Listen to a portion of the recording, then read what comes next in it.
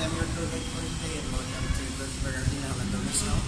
And stay back in time with me as I take you around the house and experience to be one of the special guests this time. So the house was built in the year 1998, so the house is already 109 years old. So please come over. Actually, how much time do you have? How much time do you have? Wala yun. This is a living room from Iloilo. Okay, kasi in the 19th century, Iloilo was a thriving and a prosperous city when it comes to textile industry. Piña from pineapple. And then, in advert to industrialization, Iloilo textile industry lost to the United Kingdom. And then, sparked by the new farming techniques brought by Englishman Nicholas Lodi, and the financial success of Yves Gaston, a pioneer from France. He was the pioneer of cultivating sugar in the middle of 19th century.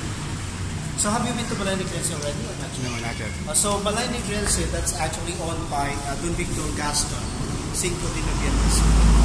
So yung mga dalawang family na dito Balay Negrense. So this is, you will see actually the high doors and the wide doorways. Yes, that could accommodate with the family before, like the transport. Okay, so a typical transport like this one, caravan for the horses, and also the carro for the carro. And these are also the typical farming plows. We have still animals. Do you have any questions? Not yet. Okay, so you can ask questions while we're having the tour, okay? Okay, so ito naman siya, this is Dr. Trino Montinola from Haro, Iloilo. So he left his family from Haro, Iloilo, like others seen before, which strike out in Silay, and then he met the daughter of Don Bernardino Landones, this is Angeles, and married here. So we have 3 children. It's Antonio, Isabelita, and Esther. So these are the 3rd generation. All the boards are still living, and they are monitoring and maintaining this museum. Alright, so let us start.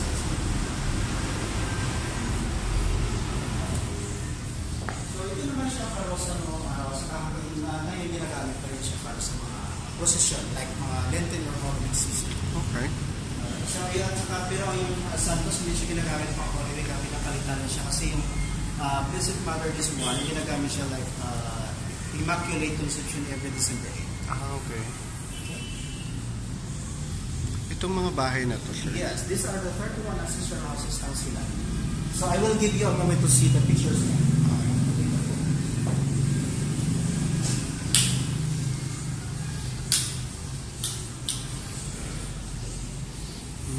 I will show you like the Balay Negrense when it was restored. If you have time, you can go there. This is Victor Gaston, the owner. Yung Manny Victor Gaston, yung sinabi ko kanina, pioneer of cultivating sugar in the middle of 19th century. And then hopefully in your museum. Kasi out of 31 ancestral houses, there are 3 museums open for the public. And then ito siya, Halandori Museum. So most of the houses here are museum? Not actually most of the houses, only 3. Okay. Kasi may mga kamag-anak pa yung mga lugar. Mga still private entity. Okay. So ito siyang Halandori Museum. So you will see the Grand Sala later sa taas. So out of 31, there are still 29 proudly standing intact. Pero may mga kamag-anak. Okay. It's not museum. Okay. Ito naman whole roots ng santol, ugat. It's not actually the 3 trunks of the tree. So dinonate ni Mamerto Polvorosa from Hilda. Pinalikar din sa pamamagitan ng kamay. Oh, nice. Yes. Okay. So let us pass this way inside.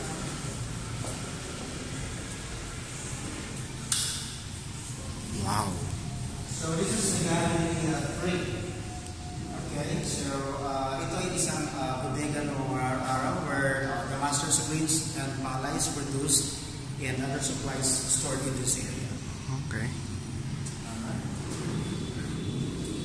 So these are the photos, reference photos taken by Chitoro Protomartyr in the 1900s in the Philippines. this one, these are the various pictures of the Philippine history. Laki ah. Yes. Okay, let's start this way. Please, watch your step.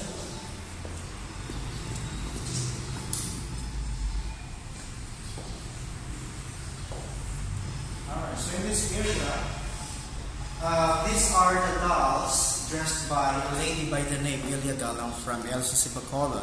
She's the one who dressed this up and donated this for exhibits. It shows Philippine personalities. Oh. So you can see like MacArthur, President, First Lady, Katipuneros, Priest, Monsignor, the tatlong paring here, Magellan Capulato. So I will give you a moment to take the pictures.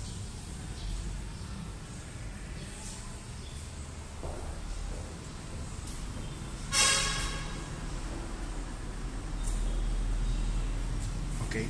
Alright, so on the walls are the portraits of the prominent Silaymans. We have here, on the left corner, Alfredo Montelibano Sr., the former mayor of Bacolod. And then we have Roque and Felinia, appointed as the Justice of Peace in Silay. We have, I think, you know already him, like architect Leandro Locsin, national artist, right, for architecture. And then taga Silay. So we have also Miguel Orson, Undersecretary in Finance, 1970 to 1920. Wow.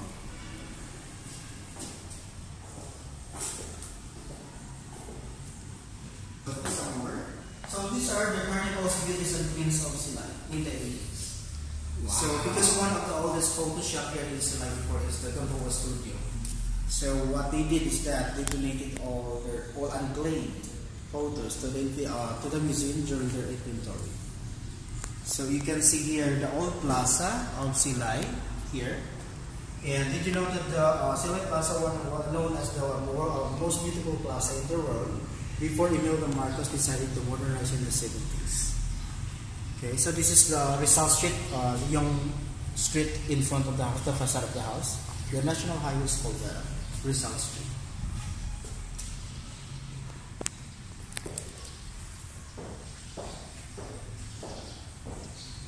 Okay, this picture actually I will give you a quick review. Okay, this is from Balay Bense, and this is one of the 12 children of Victor Gaston, the owner of the Balay Bense Museum.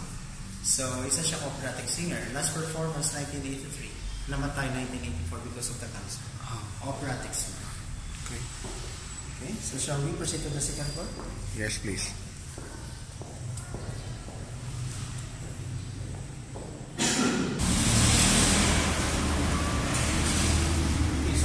This house is very informative. Made like this one. This is called Galinera set. It's a double set. Kasi normally there would be a guest like Don Bernardino speaking. Sa kanya, the guests are actually very cheap as a gift. So dito nila lagay mga pauan dito. So yan pala yung purpose niyan. Okay, so ang set is a Galinera set. Yung manok is Galinola.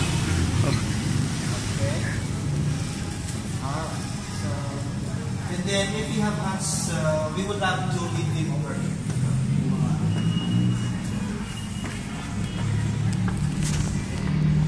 So siguro may mga visitors.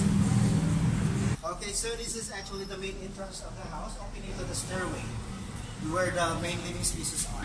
There's a second floor on main living. So ito naman karahin ng araw. And then this one, because actually like the elderly would have to stop. Bago sila paakyat, yung mga matatanda noong araw, we have to sit in this. On the first landing, we call this descanso chair. From the Spanish word, descansar, to rest. Okay. So this is made of hardwood, like we call this balayong woods, in Mindoro, Ilosu. Yung camp. So you can take pictures the whole area of the house, but here on the second floor, yung flush is not allowed.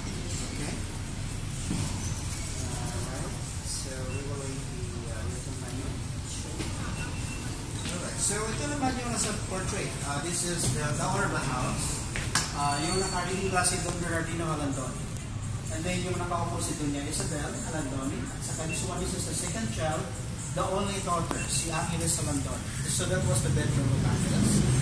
You mentioned earlier they're from Iloilo. Yung ano niya, yung husband. Okay. From So, Haro.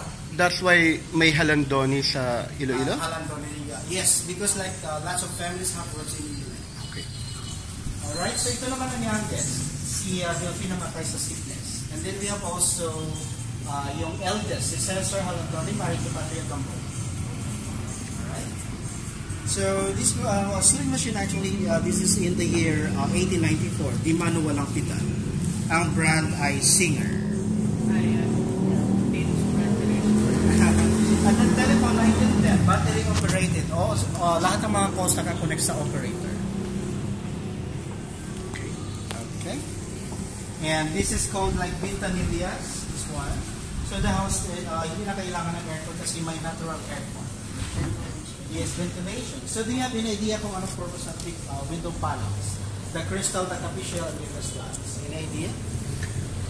For different, Set up lighting? For the lighting? Mas madilim, mas maliwanag? Can be. But the main purpose here is that crystal during the rainy season. Ito naman during sunlight. And this one, so para may privacy the slot for viewing. Kasi malalaman nila kung sino parating din na visitors. Okay. So, ganito siya. So, you can see people down there, but they cannot see you upstairs. Okay, yung ceiling original made of teak from Hamburg, Germany. Wow. And then, yan, saka yung height is 17 feet. Yes. From the floor up to the ceiling. 17. At saka mga kalados, original ginawa. Yes, from Germany. Why Germany? Yung mga import kasi yung most kasi 'di ba isa rin sila sa mga wealthy people, so they can actually order. Germany yung pinaka Germany parang modernized na. Okay. Kasi like Balay Dipensy, they have from France yung mga tiles or cemento, mga bakal. Okay? So this is the receiving room in this area and separated to the grand sala. So, did you know that the purpose of the receiving room is it shows the size of the wealth and the status of the family. Okay? And this one is the round table called Kaida. Kasi yung commonly cited word, Kaida, C-A-I-D-A. Kasi one of the common sight here every morning is that yung babae is surrounded by one-eyed children. At saka they are actually collecting yung mga empty kerosene lamp or gas lamp. Di ba walang electricity ng mga araw? So their job is to clean this one. Kasi ano siya, sooty oil, sooty fuel. So marunong eh. Okay, so they have to refill the fuel again and prepare for the next time. Okay, so ito ang grand sala. So you can see like the piano, the harp, and they have also like the violin. Kasi yung daughter ni Don Bernardino is learn to play the piano, the harp, and then yung dalawang lalaki. Okay, this is the bedroom.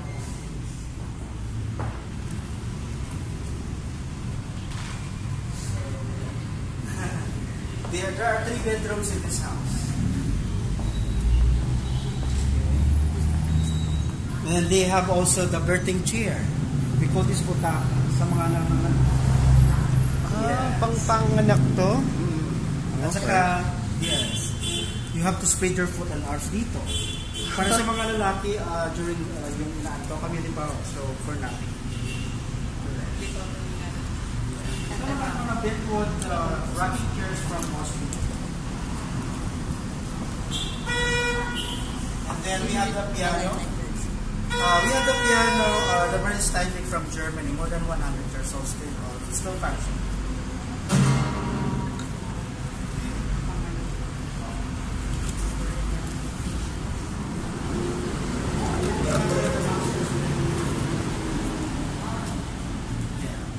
Bedrooms na, diba, is kay Angeles sa daughter, masters, at saka yung dalawang lalaki sa kabila doon sila nag-share ng bedroom. Yeah. So you can see also the altar. Kasi each family had an altar where one could spend many hours to pray.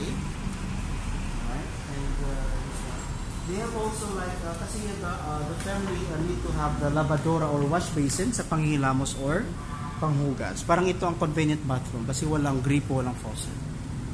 Yung mga pitcher sa wash basin set from they are dust from Holland. Wow. Wow. Saka yung heart, let it will.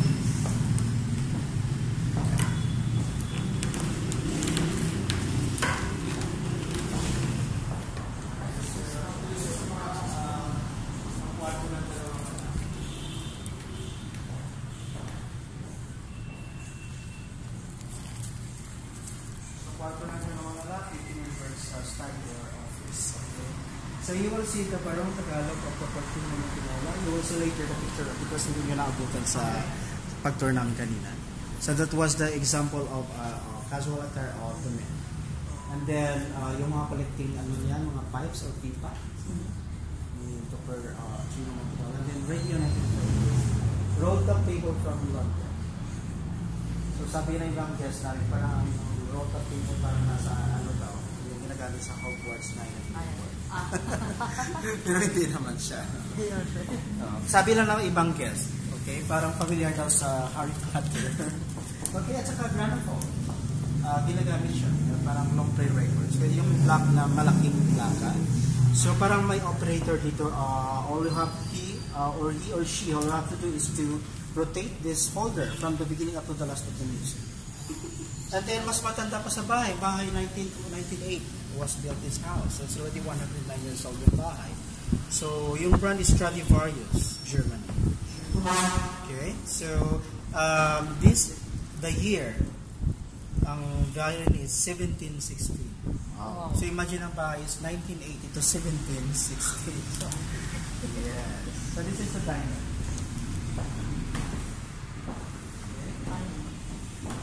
So you will see the hand-painted chinaware and silver from Bush. And then yung bowl set, this one, yung glassware, carnival glassware. Yes, the bells for the servants. Sir, so if i-compare mo yung owner nito sa recent, ano ngayon? Sinong pwede niyang kahalintulad? Halintulad. Katulad ba siya ng Daayalas, mga Zobel, gano'n? Yung in terms of yaman? In terms of yaman, but I cannot tell you exactly. Kasi right now, yung the generation, yung mga latest generation, they're still sugar planters. Okay, but I cannot tell who's like, I cannot compare with the others because otherwise I will be giving misleading information. But during those times, considered na mayaman sila? Based on... Yeah, I can tell because like the yung receiving room, diba? It shows the lifestyle and then the status, the wealthiness. And then, isa pa, parang later na rin sila kasi yung pioneer ng sugar is yung Gaston. Okay, so silang pioneer. Okay. From Lisieux, France. Okay. So this is the first azotea. So you will see the connecting doors from here going to the bedroom. So kasi yung household, they are sharing one toilet and bathroom before. So ito naman yun na remote na siya 1950s. So ito na para sa mga guests or visitors sa Pero the face itself po na... yung pink house parang hindi siya pink home. Parang as a museum na. So ginawa pink house. Para malalaman kasi there are 3 museums sa Silay. Para distinguish. Para malalaman na Pink House owned by Don Bernardino Landoni Museum. Balay ni Grenzy is by the Gaston. And the other is Hofelinia Museum. Para sa lang is supposed to be. Yes. Dito sa this way sa kusina. Akala ko naman from the very page. Okay, this is the state-of-the-art kitchen. It's a unique kitchen. Ito naman siya para na siya sa Jessica Sona feature. It's made of hardwood. So do you have any idea kung ano siya? Saan siya ginagamit? Any idea? Kitchen. Yeah. Pang kitchen. Pang kitchen. Okay, so ito naman siya ginagamit sa saya, palda, saka sa mga maninipis na tela like cortina. Ayon. Prinsa di pa. Dito yung dalawang pa. Okay, on both sides. Pero syempre may... Ay, ganagangan. Parang, ganyan. So, to iron. And then this one, Prinsa di mano, kasi kamay naman ang magpa-plancha. Okay, so we have the bolus, antique bolus. And then we have also the older velvet. And then later when they discovered, oh, di ba itong plancha sa mga nanipis na tela? They are using, a friendly user, plancha de corona sa damit na to. Because it's look like a crown.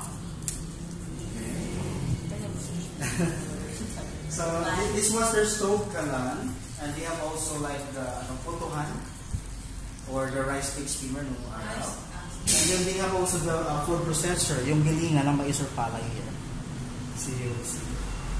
So they have also the pili nut crackers, and then the grater or kultura sa niyog, diba? Or the coconut oil, coconut milk rather. And then they have para sa gatas, milk can. So, do you have any idea kung anong box na to? Hindi siya television, ha? Hindi. Of course, they have a refrigerator. At saka alam niyo ba kung saan galing ang ice? Okay, so yung ice. So, yung ice from Massachusetts, USA. Using the American ships or steamboats. So, this is how it looks like. Ice box. Di ba walang kuryente noong araw? So, how can they make ice? So, kasi there's a pier here in sila, 1.7 kilometers from here going to the pier. And that is one of the longest pier in Asia. Okay? Parang kay Mambulak. So, doon kinukuha ang ice.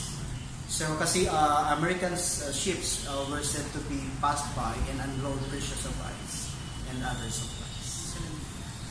Okay, the kitchen and open space area here.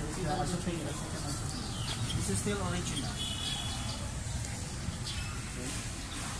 So one could leave vast containers, tapayan, jars, no araw. Kasi this one, during the rainy season, for catching water, ang purpose ng acetate.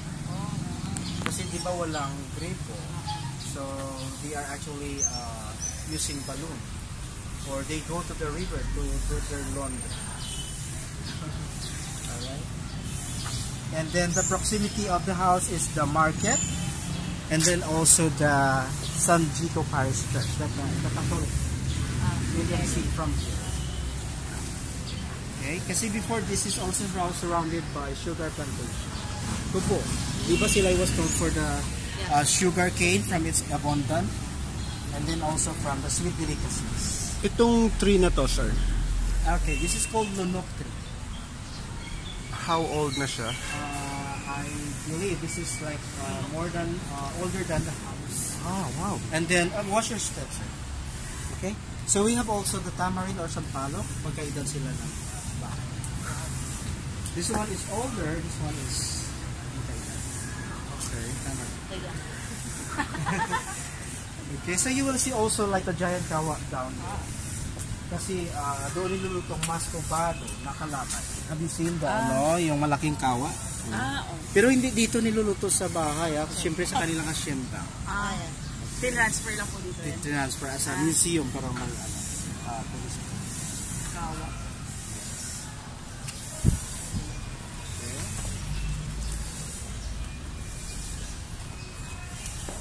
And then they have also like multihan ng cookies. Molder. May rin sila sa cookies sa kaganta, and then may skill. And then according to the story before, when it comes to this lifestyle of the house, this is called Batigon set. So this is still Antigo. So hindi raw makukumpleto ang pagbibisita dito sa bahay kung walang usual snacks or merienda at snacks. So yeah, you can see like biyaya, mga sweet delicacies, ulam, suman. And then they have also like butter roll for chocolate, and then this is made of cover. And then for chocolate.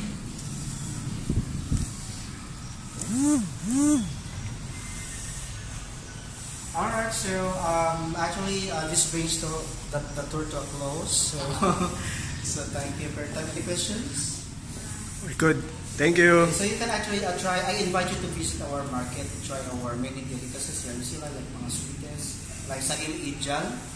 We have also like sa mga pasalubong, we have like the MERS as well. So the same one prepared here in the kitchen more than 100 years ago. Parang style mga sweet delicacies. Thank you, sir. Okay, welcome. So thank you for your time. Hope to see you again with more friends. Okay. Thank you. All right.